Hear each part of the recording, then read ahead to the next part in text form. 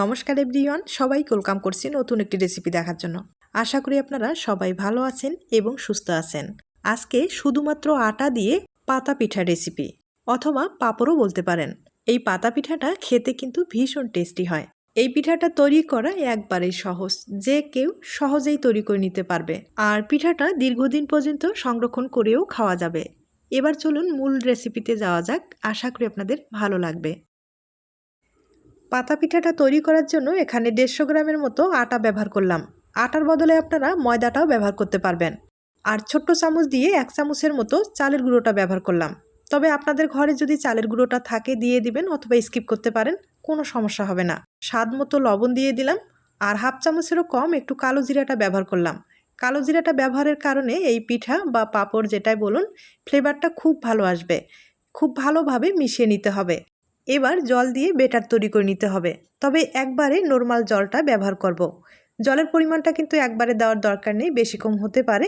তাই অল্প অল্প করে জলটা দিয়ে বেটারটা তৈরি করে নিতে হবে, আর খুব ভালোভাবে মিশিয়ে নিতে হবে। তবে একটুও যেন দানা থাক না, আর দানা থাকলে পিঠাটা ভালো হবে না।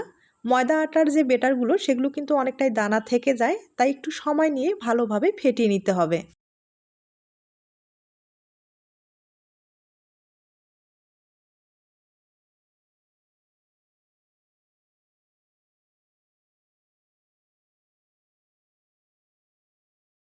আমি ভালোভাবে ফেটিয়ে নিলাম, আর একটু সময় নিয়ে ভালোভাবে ফেটিয়ে নিলাম। এবার 1/2 চামচেরও কম একটু বেকিং পাউডার ব্যবহার করলাম। বেকিং পাউডারটা খুব ভালোভাবে মিশিয়ে নেব।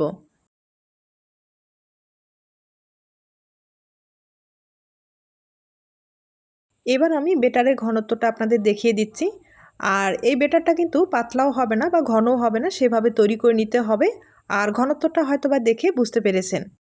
এই পাতা পিঠাটা চালের গুঁড়ো দিয়েও কিন্তু খুব সুন্দর হয়। অনেক সময় দেখা যায় ঘরে কিন্তু চালের গুঁড়োটা থাকে না, তাই আপনারা ময়দা অথবা আটা দিয়ে সহজেই কিন্তু এই ধরনের পিঠাগুলো তৈরি করে নিতে পারেন। এবার আমি কিছুটা বেটার একটু আলাদা করে নেব, আর এগুলোতে ফুড কালার ব্যবহার করব। তবে আপনাদের ক্ষেত্রে যদি ফুড কালারটা পছন্দ হয় দিয়ে দিবেন, না হলে স্কিপ করতে পারেন। আমি একটু দেখার সৌন্দর্যে ফুড কালারগুলো ব্যবহার করব।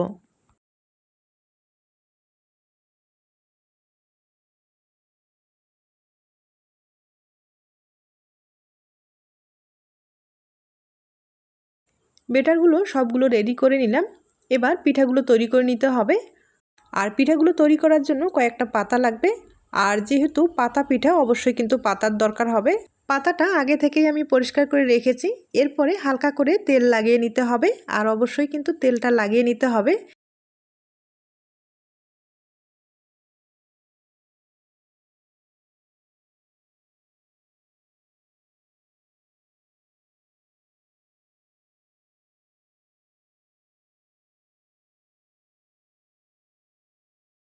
এবার আমি পিঠাগুলো তৈরি করে দেখিয়ে দিচ্ছি।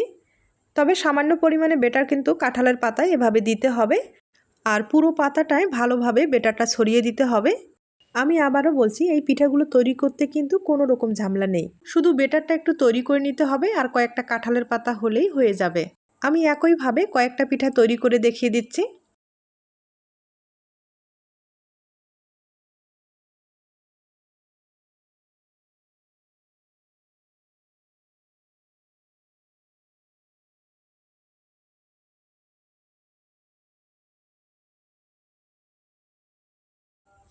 এবার যে ফুড কালারগুলো ব্যবহার করলাম সেই পিঠাগুলো 2-1টা তৈরি করে দেখিয়ে দিচ্ছি।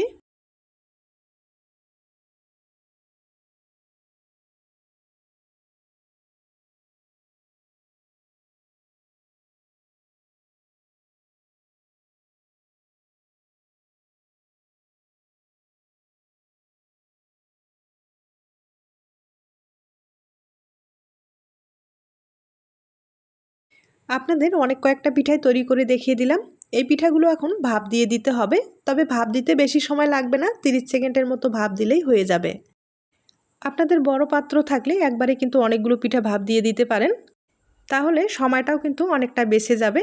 আর অবশ্যই ঢাকনা একটা ব্যবহার করতে হবে।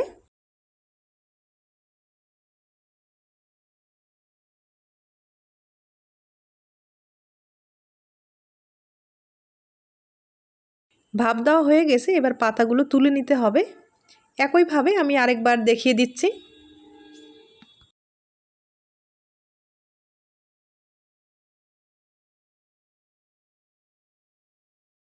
আমি একে একে সবগুলো পিঠায় ভাপ দিয়ে দিলাম।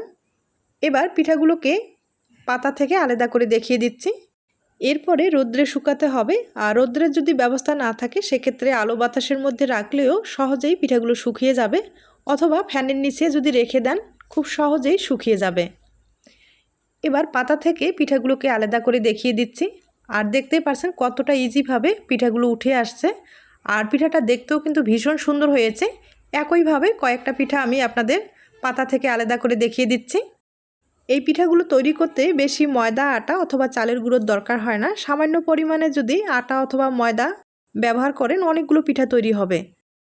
আর এই পিঠাগুলো একটু সময় নিয়ে যদি আপনারা তৈরি করেন তাহলে পুরো বছর কিন্তু সংরক্ষণ করে খেতে পারবেন। তবে মাঝে মাঝে একটু রোদ্রে দিতে হবে। রোদ্রে দিলে এই পিঠাগুলো অনেক দিন পর্যন্ত ভালো থাকবে।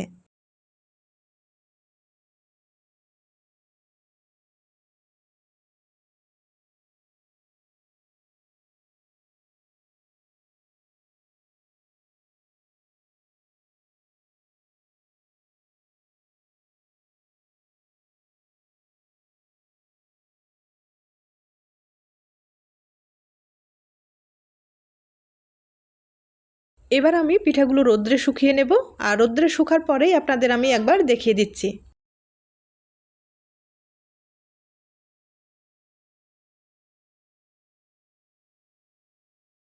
পিঠাগুলো আমি রোদ্রে শুকিয়ে নিলাম। আর শুকানোর পরে দেখতে পাচ্ছেন কতটা সুন্দর হয়েছে। এভাবে কিন্তু আপনারা দীর্ঘদিন পর্যন্ত সংরক্ষণ করে খেতে পারবেন। আর পিঠাগুলো এতটাই হালকা হয়েছে আর একবারে কিন্তু পাতলা হয়েছে। ব্যাটারটা যদি একবারে ঠিকঠাকভাবে তৈরি হয় তাহলে কিন্তু সহজেই এই ধরনের পিঠাগুলো তৈরি করা যাবে। এই ব্যাটারটা যদি একটু ঘন করে তৈরি করেন সেক্ষেত্রে এই যে ভাজার সময় পিঠাগুলো কিন্তু ফুলতে যাবে না, আর ওই পিঠাটা শক্ত হয়ে যাবে। আমি আপনাদের কয়েকটা পিঠা তেলে ভেজে দেখিয়ে দেব। তবে তেলটা হালকা আছে গরম করে পিঠাগুলোকে ভেজে নিতে হবে। আর বেশি আছে যদি ভাজতে যান সেক্ষেত্রে পিঠাগুলো কিন্তু লালচে হয়ে যাবে, পুড়ে যাওয়ার সম্ভাবনা বেশি থাকবে, খেতে ভালো লাগবে না। আমি একে একে কয়েকটা পিঠা আপনাদের ভেজে দেখিয়ে দেব। এরপরে একটা ভেঙে দেখিয়ে দেব। তার আগে ছোট্ট একটা রিকোয়েস্ট থাকবে, পিঠার এই রেসিপিটি আপনাদের কাছে যদি ভালো লেগে থাকে বা আপনার কোনো উপকারে আসতে পারে তাহলে একটা লাইক দিতে পারেন। এবার চলুন একটা পিঠা আমি আপনাদের ভেঙে দেখিয়ে দিচ্ছি। আর ভাজানোর পরে দেখতেই পাচ্ছেন পিঠাটা কতটা সুন্দর হয়েছে। এই পিঠাটা একবারে হালকা, মুখে দিলেই মিলিয়ে যাবে। তাহলে আজ এই পর্যন্ত, নতুন কোনো রেসিপির সাথে আবার দেখা হবে। সবাই ভালো থাকবেন এবং সুস্থ থাকবেন।